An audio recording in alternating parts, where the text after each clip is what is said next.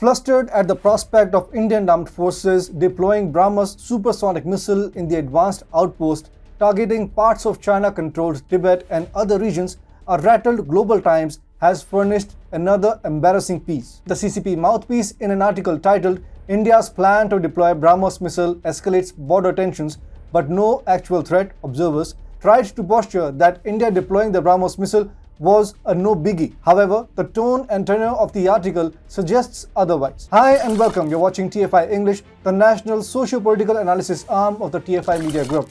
I'm your host Piyush, and in this video I will tell you how Global Times gets rattled as India flashes the BrahMos card at the China border. The tabloid magazine noted Chinese observers slammed the Indian government's plan to deploy BrahMos missiles, the most advanced missiles, at the India-China border, warning that it would add new barriers in talks to peacefully address the border tension and further deteriorate ties. Quoting one Song Zhongping, a Chinese military expert, the publication argued that China could destroy BrahMos in the tracks before it could be fired. China could even strike and destroy BrahMos missile silos and other military facilities in advance in events of conflicts.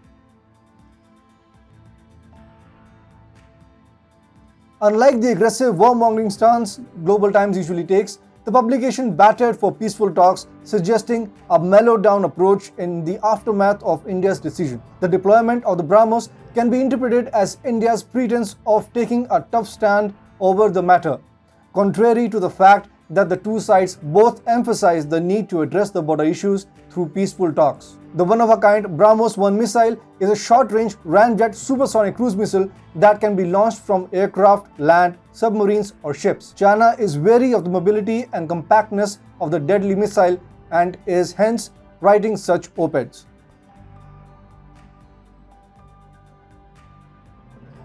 Tibet lately has become the flashpoint, with India aggressively looking to take the fight to China. Ever since the Doklam clash and last year's standoff in the Galwan Valley, India has put its foot on the gas and started developing infrastructure near the border areas with a breakneck speed. Recently, Attorney General K.K. Venugopal, appearing for centre, had told the Supreme Court these are inhospitable terrains where the army needs to move heavy vehicles, machinery, weapons, missiles, tanks, troops and food supplies. Our BrahMos missile is 42 feet long and needs large vehicles to carry its launchers. If the army cannot move its missile launchers and machinery up to the northern China border, then how will it fight a war if it breaks out? Speaking of war preparedness, as reported by TFI, the Indian government earlier this year moved 50,000 troops to the Indo-Tibet borders. India now has roughly 200,000 troops focused on the border, which is an increase of more than 40% from last year. The number of troops has also been increased along the southern Tibetan plateau, the soldiers equipped with machine guns having joined the routine of armed paramilitary personnel already stationed there.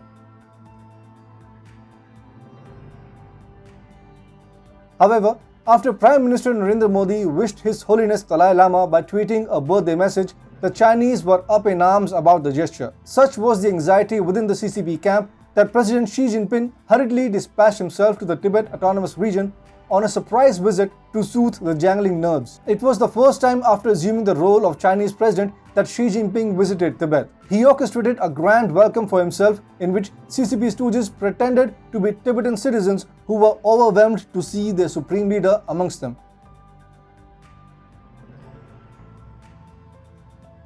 To further rile China, soldiers and officers serving along the line of actual control are being given special training under which they are learning all about Tibet. The course, titled Tibetology, encompasses training of culture, language, history along with Buddhist philosophy being followed in Tibet. The Tibetology course is aimed towards making soldiers efficient in handling intelligence operations in Tibet, ultimately leading to better strategies.